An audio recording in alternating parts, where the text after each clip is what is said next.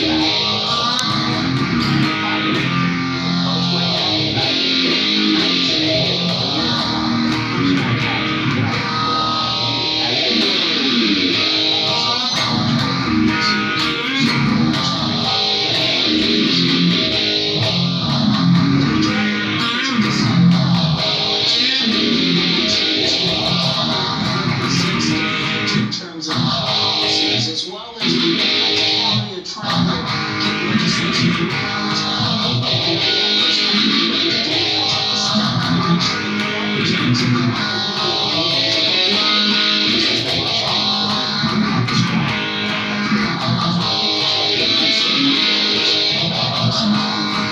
narrative that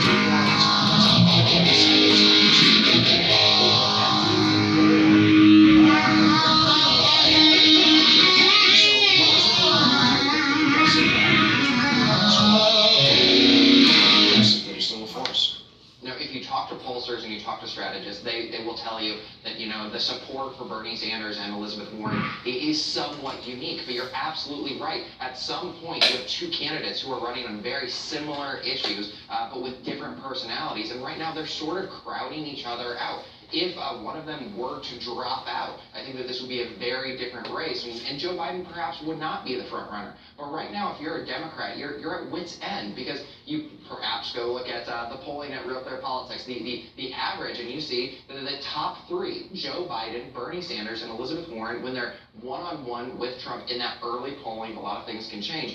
But you look at that polling, and Democrats have to be thinking to themselves, we have this golden opportunity, but instead we're getting in our own way with some pretty ugly attacks against each other. Yeah, are they going to muck it up by sniping at each other? I mean, the president has pointed this out. Here's a tweet this afternoon saying, quote, "Can't believe the Washington Post wrote a positive front story. Unity issue as parties pointing to Trump, GOP goes all in, while Democrats clash over ideology and tactics. Mr. President, we are with you the entire way. Republicans have coalesced around Trump." So in this tweet, he is indicating the Democrats are clashing, and could they be the ultimate victim of this constant friction? It's certainly possible. If you talked to the Trump campaign a while back, what they would tell you is that they thought that their best bet was that whoever won the nomination, regardless of who they were going to leave the DNC convention, regardless of which candidate, and because of their association with individuals like Alexandria Ocasio-Cortez, and because the party has moved so far left, that the president could run against that candidate, whoever they were, and go after them as if they were a Democratic socialist. But now what is interesting here is that, now it's that Democrats are having a problem here when they're going after each other. And this is another very good opportunity for the president himself, because when there's not a front runner, he doesn't have to train his fire on anyone. Instead, he can sit back and let them do his work for them. Oh, yeah, that's a great, you could be sitting the lazy boy, and they're all cutting each other up with a knife fight. But then again, the president, it's not as sanguine, according to the RCP poll. Take a look. 5 of the Democrat candidates are beating the president right now. Joe Biden's at 54%. He's had the most over the president. Sanders, Warren, Harris, Mayor Pete, Buttigieg, all ahead of the president at this moment, according to a head-to-head matchup. Does that mean anything at this early stage? Well, so it's an early stage. You're absolutely right. So much can change between now and this November, and then next November when people actually start, going into voting booths and making their decisions. What is interesting right now, though, is I think that candidates, they always start campaigns by running the last campaign, and President Trump is no different. He's going into 2020 with 2016 as his template, and he's remembering that the polling in 2016 painted a much different picture than the end result. And so I think that there's confidence there among the Trump campaign that perhaps these polls are inaccurate and it's too early, they're not a good indicator. But that confidence could potentially be a blind spot when you see that the president in a head-to-head matchup is losing to so many people. But then again, it's the jigsaw of the Electoral College, as we learned last time. Phil Regman, of Real Clear Politics, terrific polls that you have, especially that Real Clear average for those who don't like polls. RCP average takes them all together and is a pretty good barometer. Phil, Thank you, sir. As always, thank you. All right, Eric, thank you. Well, there's new violence in Hong Kong as pro-democracy protesters return to the streets by the thousands. The latest marches started out peacefully, but then targeted Hong Kong's government office complex, throwing bricks and Molotov cocktails through police barriers. When riot police responded with chemical-laced water and tear gas, the protesters moved to a nearby neighborhood and set a fire outside a subway station. Hong Kong's government aims to stop the rallies before October 1st, the 70th anniversary of the People's Republic of China.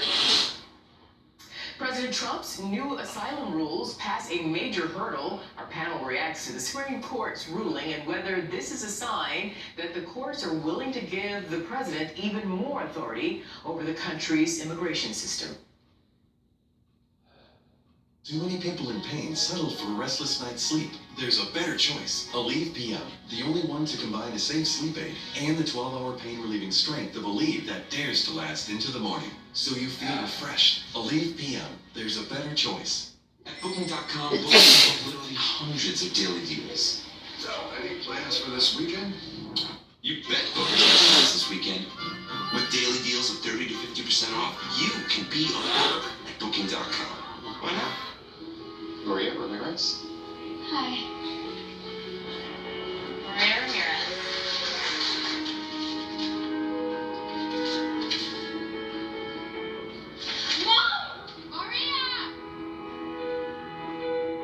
Maria Ramirez. McDonald's is committing $150 million in tuition assistance, education, and career advising programs Maria Ramirez. to help new employees achieve their dreams. Tell them we're flexible. Don't worry. My Dutch is okay. Just okay. Deze man is heel super. Tell him we need this merger. En hij heeft een knuffel nodig. Knuffel? It's happening. Just okay is not okay, especially when it comes to your network. AT&T is America's best wireless network according to America's biggest test. Now with 5G evolution, the first step to 5G. More for your thing. That's our thing. This is Mary Ann's first time visiting Paris. Madame, où êtes-vous?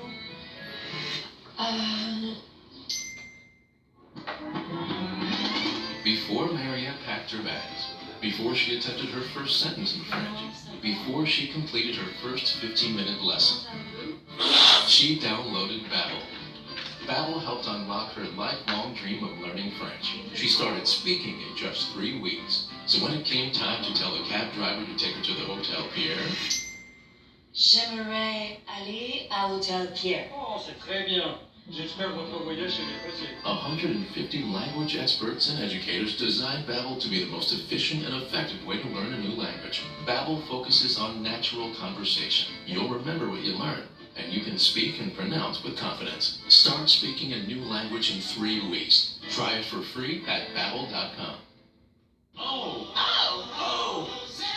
People with type 2 diabetes are excited about the potential of once-weekly Ozempic. In a study with Ozempic, a majority of adults lowered their blood sugar and reached an A1C of less than 7 and maintained it. Oh, under 7.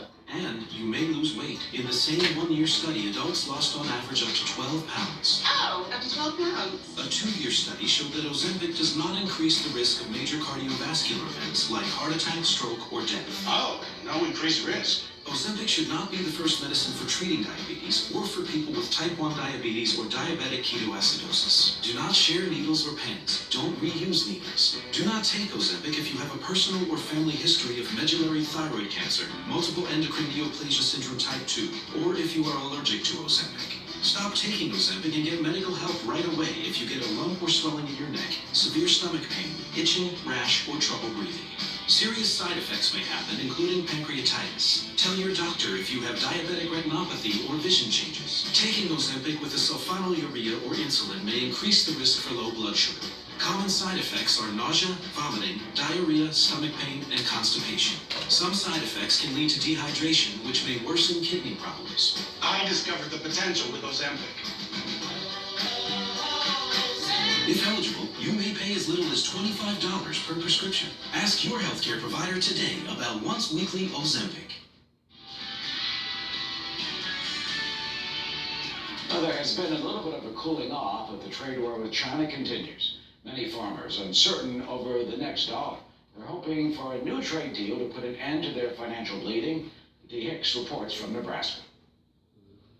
It's not just the physical aches from days' hard work that corn and soybean farmer Ryan Ebrine is feeling. Gets to be kind of a, I don't know, just be kind of a pain. It's also stress of not knowing how much money he'll bring in amid the president's trade wars. The uncertainty is forcing the Nebraska farmer to find other ways to stay afloat. Delay equipment replacement. You might have to try to find cheaper seed or do things a little differently than you would normally would do. And he's not alone. According to the State Farm Bureau, tariffs have cost Nebraska farmers nearly $1 billion in lost revenue this year alone. Beyond Nebraska, Midwest farmers in states like Illinois, Minnesota, and Wisconsin are also feeling the strain as bankruptcies skyrocket. The ongoing trade tariffs means there's no certainty for income on imported crops like corn. As Congress returns from recess, farmers are hoping they'll pass the USMCA trade deal. USMCA stands for United States-Mexico-Canada Agreement. The Trump administration calls the deal a successor to the North American Free Trade Agreement, or NAFTA, which has been in place since the 1990s. One of the most important things that the USMCA does is it protects our markets that we already have in Canada and Mexico. Canada and Mexico are 2 largest trading partners. Democrats have voiced concern about the new agreement's labor and environmental provisions, but Iowa State University professor Chad Hart cautions that delay could have effects beyond American soil. We're sort of holding the rest of the world up. Our economic expansion is helping the global economy try to chug through. If we go into recession, the globe tends to follow us. As for Ebrine, he's banking on today's struggles for later success. It probably will happen sometime in my lifetime again, to where we learn from this, maybe we're better prepared. In Valley, Nebraska, Minnie Hicks, Fox News. Since we can't get Congress to help fundamentally change the immigration law to strengthen the system and the framework, we're using the existing law in the books in innovative ways to place additional layers where we can have integrity in that process and repatriate people that don't have a valid claim to stay in the United States. So this recent Supreme Court ruling gives us another tool to address the asylum problem and the weaknesses in our asylum system that have been inviting this flow over time. All right, so that's Acting Homeland Security Secretary Kevin McAleenan touting a big legal victory for President Trump, the Supreme Court allowing the government to deny asylum requests from migrants who travel through other countries but did not seek asylum there before coming to the U.S. Let's bring in our legal panel to discuss this. Rachel Self is a trial and immigration attorney, and Jenna Ellis-Reeves, a constitutional law attorney and advisory board member for President Trump's re-election campaign. Nice to have you both, and I am going to start with you, Rachel, on this one. So do you agree or disagree with the workaround around Congress or congressional gridlock and the 9th District and relying on a Supreme Court assist to ban asylum for anyone trying to enter the U.S., again, without first seeking asylum in the country through which they traveled, without first seeking asylum there in that country, I mean, in that third country? Does that sound right to you? No, it definitely doesn't, and here's why. Anybody who is not concerned with this decision that came down from the Supreme Court, which is just a stay decision, it's not a decision on the merits, but it's a stay, should be very concerned with the decision because it gives unchecked power to the executive with regard to this issue. And unchecked power to the executive with regard to any issue or unchecked power to any government branch on any issue is a very slippery slope and a dangerous thing. We have one country which we recognize as a safe third-party country under our laws, which Congress enacted, and that's Canada. To now say that Mexico is a safe third-party country when it's the same country that our very president indicated was so dangerous and was filled with rapists and drug traffickers and murderers is simply very disingenuous, and it's not a solution to the humanitarian crisis that's going on at the border. All right, Jenna, how do you see it?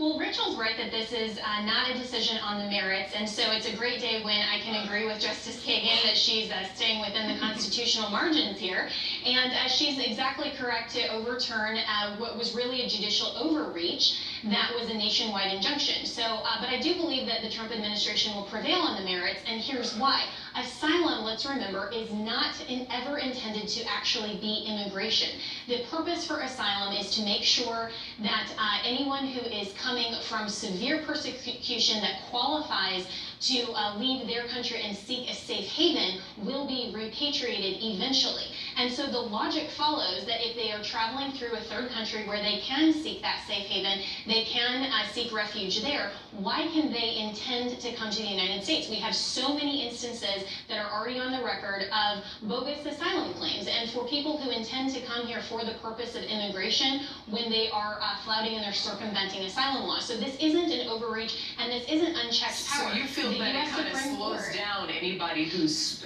kind of doing, anyone on the other side of that fence trying, no pun intended, trying to do a run around our laws here?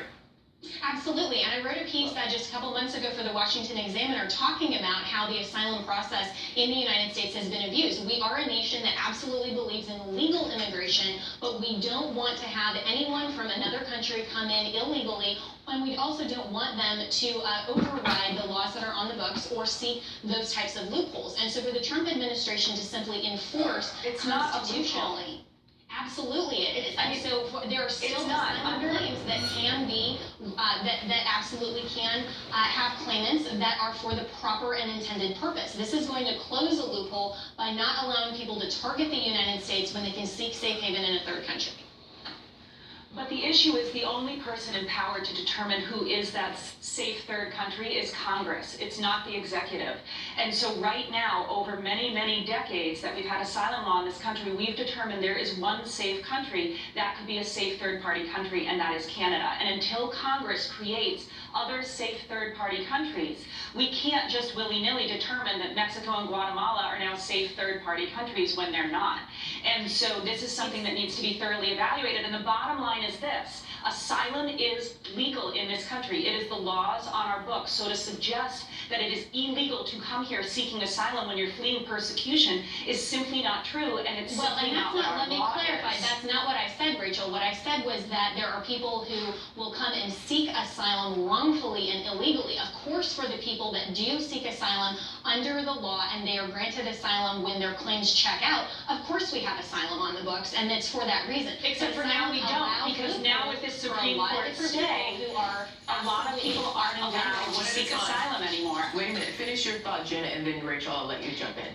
And thank you, Arthel. And so the point here is that there are people who are seeking asylum as a method, as a loophole. And so if Congress wants to change that law, they absolutely can. But what they can't do is overstep and allow the executive not to have their proper law enforcement mechanism, which is absolutely the law here. Give me 20 seconds, Rachel. And the problem here is now a lot of people who are fleeing for their lives and seeking safe haven, which our laws allow them to do, are going to not have a forum in which to do it, are not going to have the due process in which to do it, and to allow the executive to go unchecked with this power sets forth a very slippery slope, and it's something that ultimately is going to be dangerous moving forward, and we need to pay really close attention to that and keep our separation of powers in place. Gotta leave it there. Rachel Self. It's not unchecked. Thanks to both of you. Thank you. It's very complicated. We'll have you back on. We can pick it up from there. Thank you, guys. Sounds good. Thank you. Thank you. Well, residents of Bahamas, man, they're breathing a sigh of relief after Tropical Storm Umberto narrowly misses the islands that were ravaged so horribly by Dorian just 2 weeks ago. Where this potential new hurricane, though, is heading next.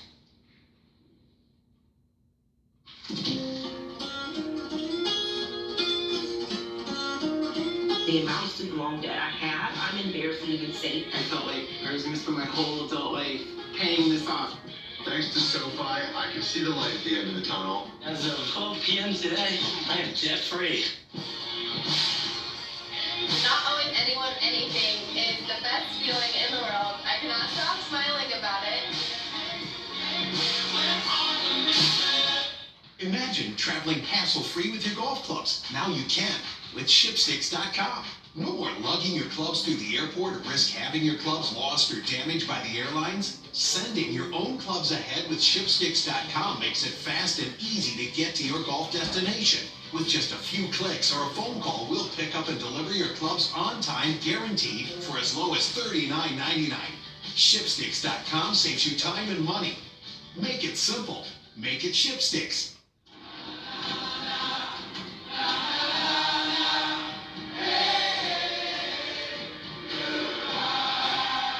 The world's first 6-function multi-pro tailgate, available only on the next generation of GMC Sierra. Step up to the ultimate tailgate and get over 10,000 total value in this next generation Sierra Crew Cab SLT, or get 18% below MSRP on these Sierra SLE Crew Cab and double cab models with a traditional tailgate. Tailgate like a pro. GMC. Trump's New Mexico rally, live, inside the President's Strategy for America, and how he plans to take on the Dems. Sarah Sanders has Can't Miss Reaction, Monday on Hannity.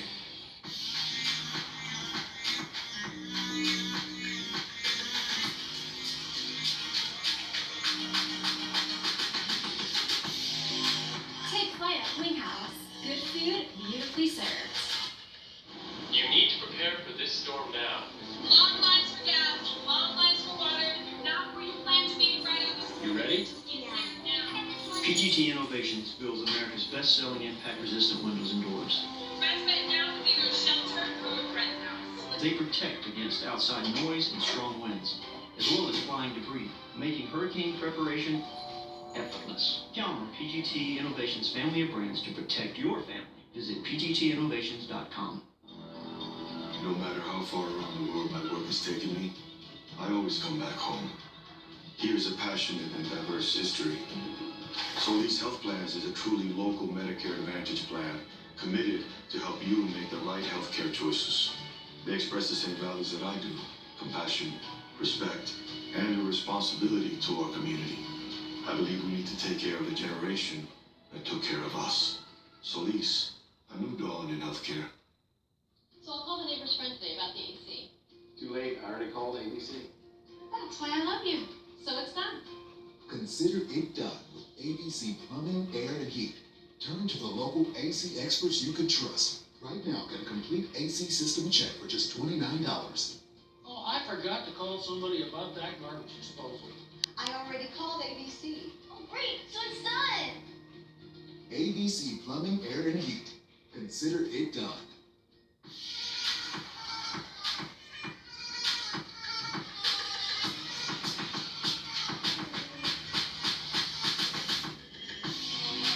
Take flight at Wing House. Good food, beautifully served. Well, it turns out Democrats also calling for the impeachment of Supreme Court Justice Brett Kavanaugh. That over renewed allegations of sexual misconduct. The New York Times publishing a story today about a forthcoming book in which a former Yale classmate of his accuses Kavanaugh of exposing himself at a party. President Trump slamming the newspaper on Twitter, saying Justice Kavanaugh should sue for libel. Kevin Court has the latest from the White House. The book's allegations, as reported by the New York Times, already garnering the ire of the President of the United States, who said this on Twitter about the allegations. He said Brett Kavanaugh should start suing people for libel, or the Justice Department should come to his rescue. The lies being told about him are unbelievable. False accusations without recrimination. When does it stop? They're trying to influence his opinions. Can't let that happen. On Capitol Hill, yes, strong reaction from across the political spectrum, beginning with a Democrat running to replace the president in January 2021. Kamala Harris, senator from California, writing this: I sat through those confirmation hearings. Brett Kavanaugh lied to the U.S. Senate and, most importantly, to the American people. He was put on the court through a sham process, and his place on the court is an insult to the pursuit of truth and justice. He must be impeached. Kavanaugh, as you know, surviving a bruising confirmation battle, and the latest allegations of misconduct will, for many, open old wounds both for the accused and the accuser. But some believe this is simply a rehash of a phony story to begin with. Here's Texas Senator Ted Cruz. I think that follows up with the rather shameful circus we saw during the confirmation hearing, where they took allegations, they sat on them, they didn't make them public, they revealed them